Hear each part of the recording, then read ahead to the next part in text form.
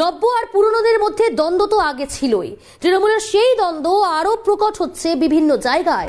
অর্জুন সোম থেকে হাওড়ার কার্নিভালে হাতাহাতি, দ্বন্দ্ব দূর করতে কড়া বার্তা দলীয় নেত্রীর। কিন্তু বাইরের দ্বন্দ্বের পাশাপাশি ঘরেও রয়েছে দ্বন্দ্ব, রাজনীতিতেও বয়সের সীমারেখা থাকা প্রয়োজন, এমনটাই বলছেন অভিষেক বন্দ্যোপাধ্যায়। বয়সটা কিছু নয়, আবার এমনটাই মত দলের তৃণমূল সুপ্রিমো মমতা বন্দ্যোপাধ্যায়। ক্ষমতার বিকেন্দ্রীকরণের অভিষেক মডেল বলে পরিগণিত হতো, তা ফের একবার পরিবর্তন করে মমতা মডেল করা হচ্ছে। দলের অভ্যন্তরে নতুন দ্বন্দ্ব সৃষ্টি করবে না তো? ঘরের দ্বন্দ্বই বা কিভাবে মিটবে? ঘরে বাইরের দ্বন্দ্বে এখন নাজেহাল তৃণমূল। চাপের মুখে বলা যেতে পারে একেবারে তৃণমূল। যেভাবে আমরা দেখতে পাচ্ছি ঘরে বাইরে যে দ্বন্দ্ব, একদিকে মমতা বন্দ্যোপাধ্যায় তৃণমূল কংগ্রেসের সুপ্রিমো, তার বার্তা পুরনো চাল ভাতে বাড়ে আর নতুনরা আগে বাড়ে, দুপক্ষকেই আমার দরকার। এদিকে অভিষেক বন্দ্যোপাধ্যায় তার মন্তব্য আমরা দেখেছিলাম আগে, তিনি বলেছিলেন যে বয়সটা কিন্তু একটা ফ্যাক্টর। কোথাও যেন বয়স অর্থাৎ যারা প্রবীণ তাদের সাথে তিনি যুবদের এগিয়ে আনার বার্তা দিয়েছিলেন অভিষেক বন্দ্যোপাধ্যায়। আর এদিকে মমতা বন্দ্যোপাধ্যায় কিন্তু পুরনোকে সঙ্গে নিয়েই নতুনকে এগিয়ে নিয়ে যাওয়ার বার্তা দিলেন।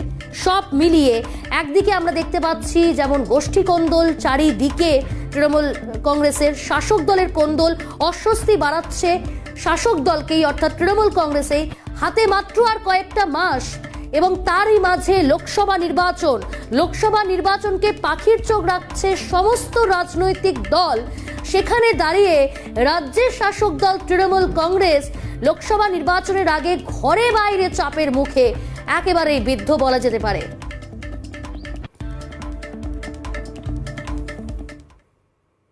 সিনিয়র লিডারদের যোগ্য মর্যাদা দিতে হবে।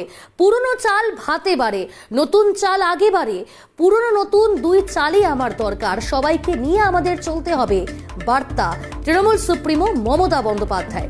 শুনবো কি বলেছেন তিনি। যুবককে প্রায়োরিটি দিয়ে নিয়ে আসতে হবে, কিন্তু সিনিয়র লিডারদের যোগ্য মর্যাদা দিতে হবে। সিনিয়র লিডারদের যোগ্য মর্যাদা দিতে হবে, এটা আমি বারবার বলছি। পুরনো চাল কিন্তু ভাতে বাড়ে আর নতুন চাল আগে বাড়ে, দুটো চালকেই আমার দরকার। পুরনোকেও দরকার, নতুনকেও দরকার, পুরুষকেও দরকার, মহিলাদেরও দরকার, ভাইদেরও দরকার, বোনেদেরও দরকার, সবাইকে নিয়ে চলতে হবে।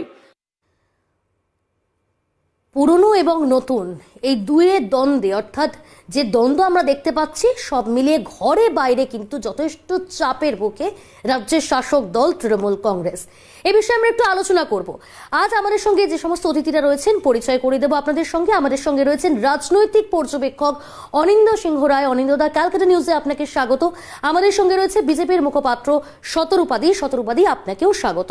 আমি প্রথমেই আসবো অনিন্দ্যদা আপনার কাছে। নব্য আর পুরনোদের একটা দ্বন্দ্ব একেবারেই স্পষ্ট হচ্ছে। একদিকে তৃণমূল সুপ্রিমোর যে বার্তা পুরনো চাল ভাতে বাড়ে এবং নতুনরা আগে বাড়ে, অর্থাৎ পুরনোকে সঙ্গে নিয়েই নতুনকে এগিয়ে নিয়ে যাওয়ার বার্তা।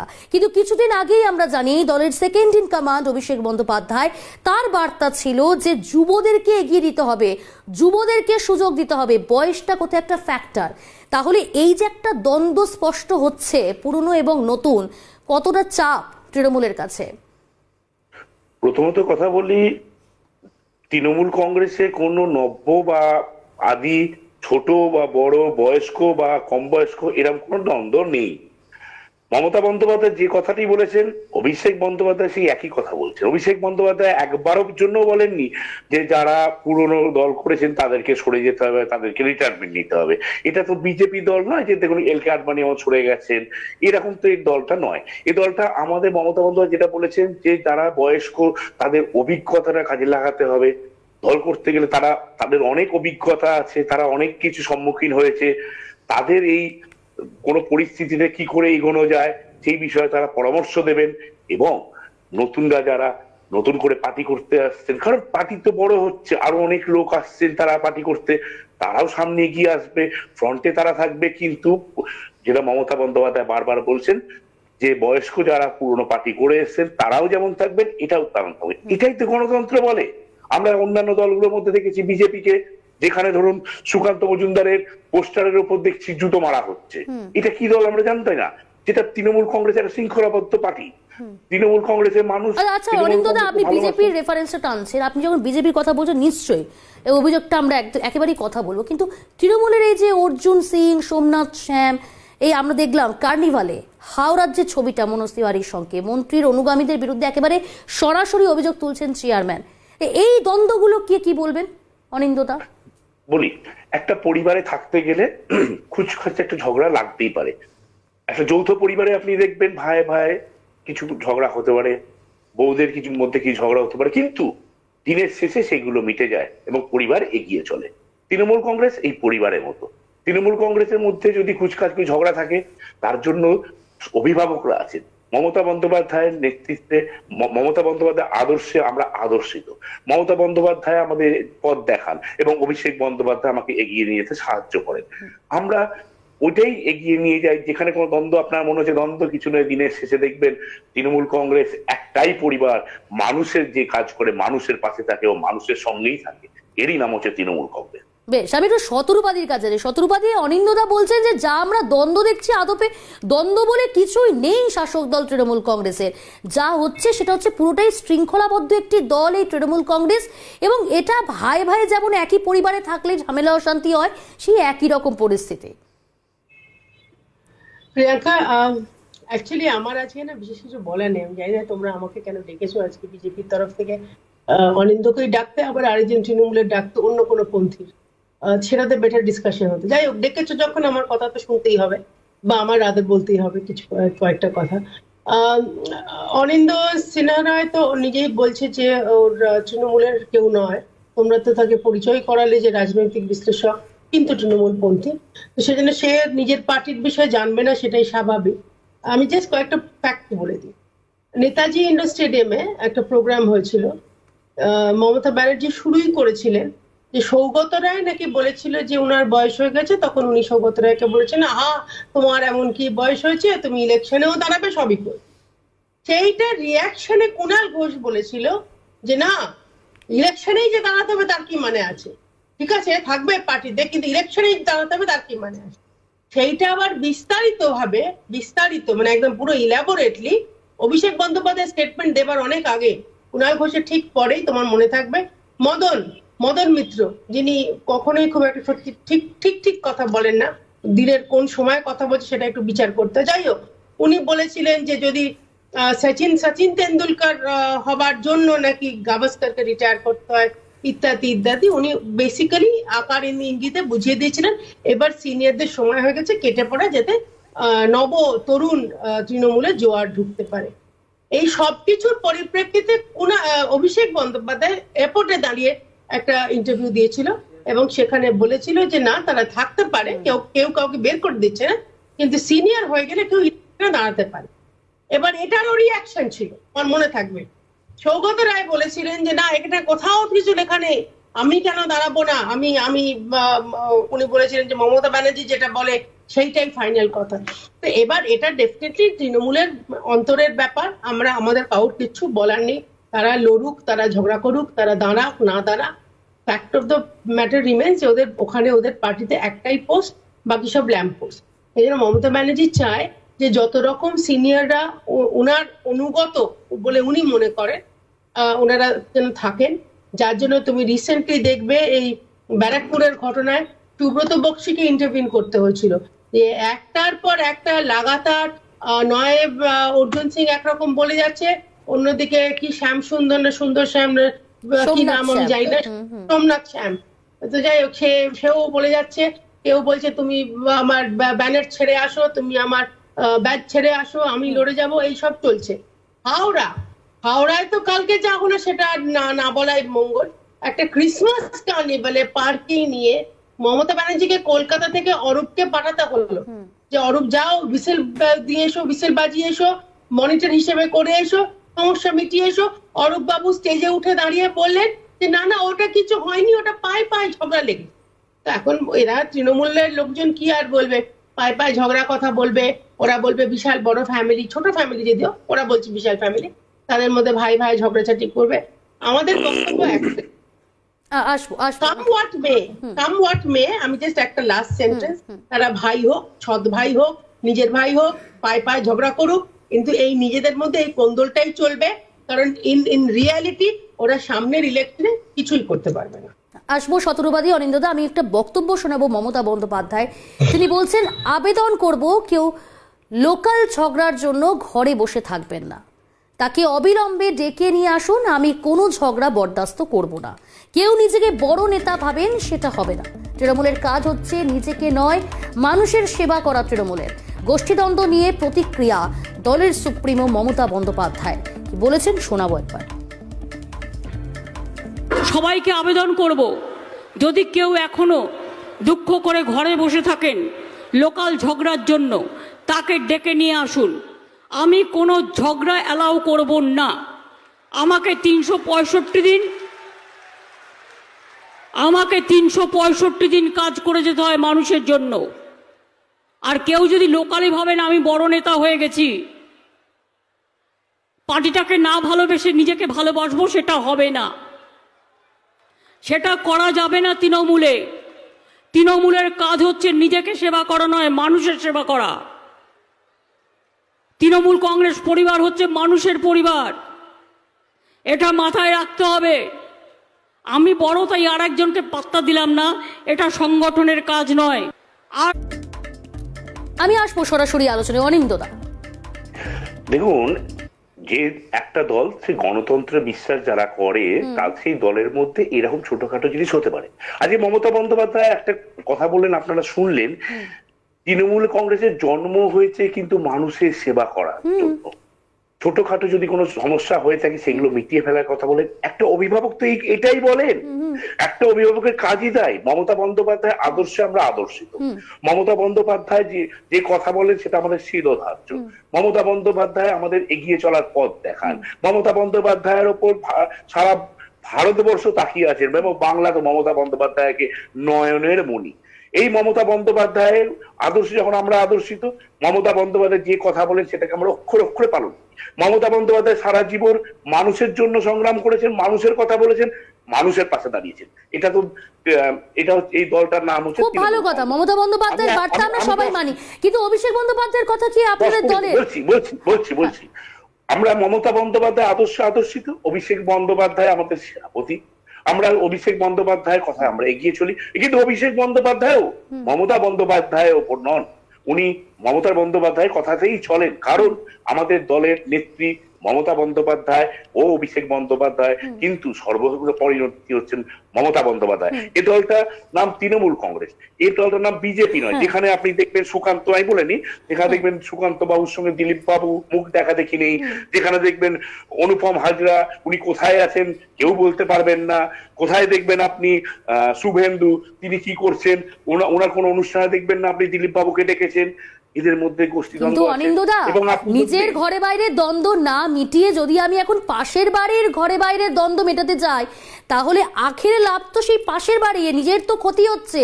সামনে লোকসভা নির্বাচন। আমি বলি প্রিয়াঙ্কা, 2021 সালে এই দলটি বাংলার কাছে এসেছিলেন, বাইরে থেকে কিছু লোক নিয়ে এসেছেন ডেলি প্যাসেঞ্জারি করে, তারা বলেছিল আগ্নিবার 200 পার।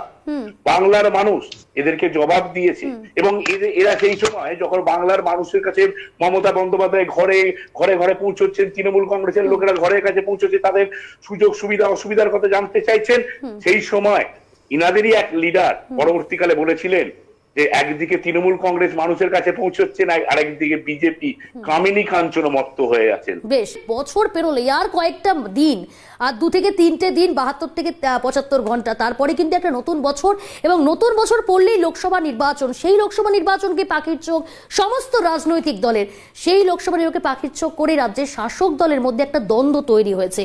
ঘরে বাইরে দ্বন্দ্বে কিন্তু যথেষ্টই চাপে। আমরা কথা বলছিলাম, অনিন্দদা অনেকগুলো রেফারেন্স, অনেকগুলো উদাহরণ টেনে আনলো, একেবারে বিজেপির বিরুদ্ধে অভিযোগ তুলেছে। সরাসরি যাব শতরূপাদি, উত্তরগুলো আপনার কাছ থেকেই নেব। প্রিয়াঙ্কা, আমি অবাক হয়ে যাচ্ছি, যার নিজের বাড়িতে অশান্তি, টিপিক্যাল কিছু পুরোনো দিনের মহিলাদের মতন যারা নিজের বাড়ির চুলোয় যাক, অন্য বাড়ির খোঁজ খবর নিতে যায়। তুমি খুব ঠিক কথা বললে যে অন্য বাড়ির খোঁজ নিতে যাচ্ছে। যাই হোক, আই এম অলসো ইমপ্রেস যে অরিন্দ সিনহা রায় ফর দ্য ফার্স্ট টাইম কিছু জানে, আর জানে মানে কি আমার পার্টির বিষয়ে আমার থেকে বেশি জানে। I am most impressed. এক নম্বর হচ্ছে এলকে আদবানিজি। এলকে আদবানিজি কোনো মতেই যে বিতাড়িত এটা একটা ইমেজ দেয় সেটা কিন্তু নয়। আনফর্চুনেটলি মানে এই কথাগুলো, ব্যক্তিগত কথাগুলো চ্যানেলে তুলতে আমার খুব খারাপ লাগছে, যাই হোক ওদের লো লেভেল পলিটিক্স এর আমাকে উত্তর দিতেই হয় অনেক সময়। আদবানিজির স্ত্রী মারা যাবার পর উনি ঘর ছেড়ে বেরোতে চান না, যে কারণে উনি ন্যাচারালি উনি কোনো রকম ভাবে রাজনৈতিক ইনভলভমেন্ট ওনার নেই।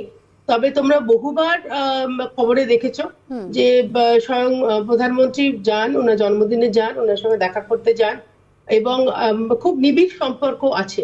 সব সম্পর্ক তো আর পাবলিকে এসে টিভিতে এসে জাহির করার মতন সম্পর্ক থাকে না তৃণমূলের লোকেদের মতন। আমাদের যা সম্পর্ক সেটা ভালো মতনই আছে। বাকি রইল উনি, আমি পুরো ক্লিয়ার ছিল না, তবে ও বলার চেষ্টা করছিল যে অনুপম হাজরা কোথায় আর কে কে কোথায়। অনুপম হাজরা কোথায় সেটা দুদিন পরে বোধহয় ও বেটার উত্তর দিতে না, পারবে। শতপথে আমি তো বলি অরিন্দম অ্যাকচুয়ালি বঙ্গে বিজেপির দ্বন্দ্বটা তুলে ধরতে চেয়েছে, সার্বিকভাবে নয়। বঙ্গ বিজেপি নিয়ে না, এলকে আদবানির কথা উনি বলেছিলেন প্রথম দিকে। বঙ্গ বিজেপি নিয়ে চিন্তা না করাই ভালো, কারণ বঙ্গ বিজেপি একদম স্ট্রেট ট্র্যাকে আছে। তোমরা যেটা মনে করো, বা তোমরা না, অনিন্দরা যেটা মনে করে যে সুকান্ত দা এবং শুভেন্দু দার মধ্যে বিশাল একটা লড়াই চলছে, এটা ওদের বলতে খুব ভালো লাগে। আদৌ কোনো লড়াই নেই, দুজনে দুদিকটা দেখে। মাননীয় রাজ্য সভাপতি সুকান্ত মজুমদার উনি সংগঠন দেখেন, এবং লিডার অফ অপোজিশন হয়ে উনি শুভেন্দু অধিকারী রাজনৈতিক প্রোগ্রাম গুলো দেখেন, মানে বিধায়করা কি করবে।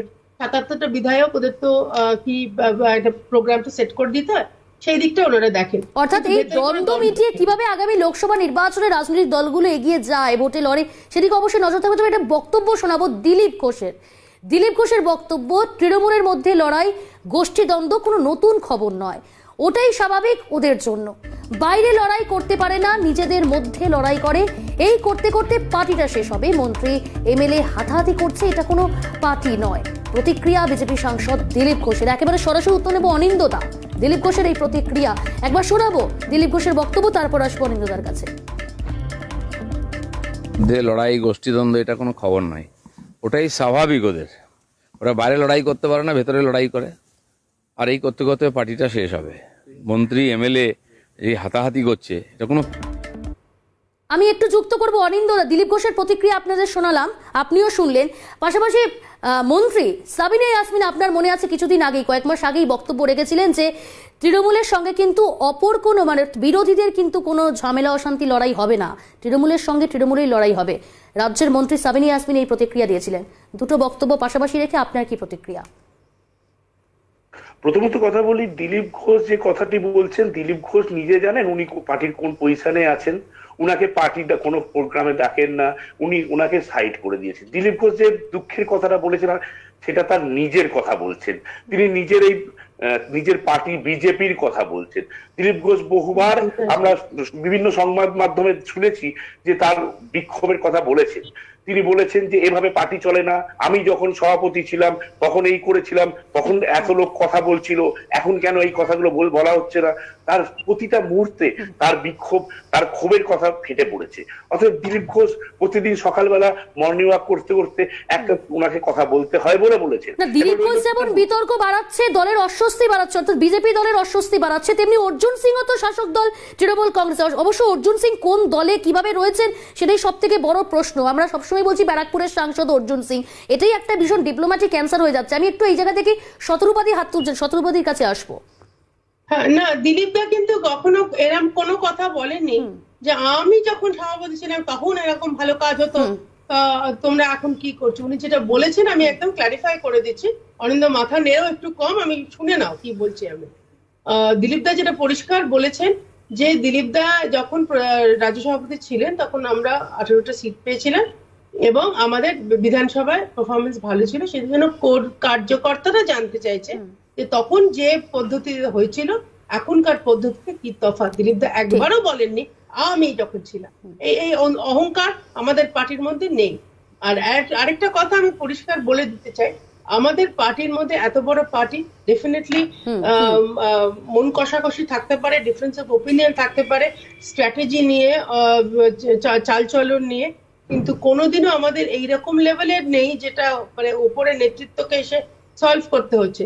রইল বাকি অনুপম হাজরার কথা, উনি বারবার বলছেন, অনিন্দ বারবার বলছেন। অর্থাৎ অনুপম হাজরাকে নিয়ে যখন একটা প্রসঙ্গ উঠলোই, কান ধরে তো অনুপম বের করে হাজরার দিয়েছে। পরবর্তী পদক্ষেপ এবং দল কি পরবর্তী পদক্ষেপ ব্যবস্থা নেয় সেদিকে তো অবশ্যই। প্রথমত বিজেপি থেকে কান ধরে বের করে দিয়েছে, মানে ওর যে পদ নিয়ে যে অহংকারটা ছিল, অর্থাৎ এখান সেটা থেকেই থেকে মনে হচ্ছে কান তাহলে ধরে বের করে শতরূপাদি দিয়েছে। বিজেপি একটি শৃঙ্খলাবদ্ধ দল, সেটা আরো একবার প্রমাণ করে দেওয়া হলো। অনিন্দদা, আরো একবার প্রমাণ করা হলো বিজেপি শৃঙ্খলাবদ্ধ দল। দলের বিপরীতে কথা বললেই তাকে বহিষ্কার। অনিন্দদা, খুব সংক্ষেপে এক লাইনে। না, আসলে খুব দলের সংক্ষেপে 10 বিক্ষোভে নয়, seconds। হ্যাঁ দলের বিক্ষোভে নয়, যে আসল কথাটি বলবে তাকেই বার করে দাও, এটা হচ্ছে বিজেপি দল। আজকে বের সুরেন্দ্রের কাউকে মতো কেউ চোর করেনি। চিটিংবাজ লোক যে যাকে দলের নেতৃত্ব করে বসিয়ে রেখেছে, সেই দলের ব্যাপারে কি কথা বলবো? যে দলে অজিত পাওয়ারের মতো লোককে, উপপ্রধানমন্ত্রী চিটিংবাজ লোককে, চোর তাকে কি বলবো? এটা কিন্তু বিজেপি হলেও ব্যবস্থা নিয়েছে অনিন্দদা, বলতেই হচ্ছে। বিজেপি বলেই ব্যবস্থা নিয়েছে, হয়তো বহিষ্কার নয়, ডানাচাটা হয়েছে, কিন্তু শাসক দল তৃণমূল কংগ্রেসের তরফ থেকে অনুব্রত মণ্ডল থেকে শুরু করে পার্থ চট্টোপাধ্যায়ের বিরুদ্ধে ব্যবস্থা নিল। এরকম বুড়ি বুড়ি যারা জেলবন্দি রয়েছেন সেই সমস্ত নেতাদের নাম এলেও তাদের বিরুদ্ধে ব্যবস্থা নিতে পারে না শাসক দল তৃণমূল কংগ্রেস। এখানেই হয়তো ডিফারেন্ট বিজেপির সঙ্গে তৃণমূলের। আজকের মতো সময় শেষ, তাই আমাকে এখানেই শেষ করতে হচ্ছে। আমার দুই অতিথিকে অসংখ্য ধন্যবাদ তাদের মূল্যবান মতামত শেয়ার করার জন্য। ধন্যবাদ আপনাদের যারা দেখছিলেন এই মুহূর্তের এই বিশেষ অনুষ্ঠান।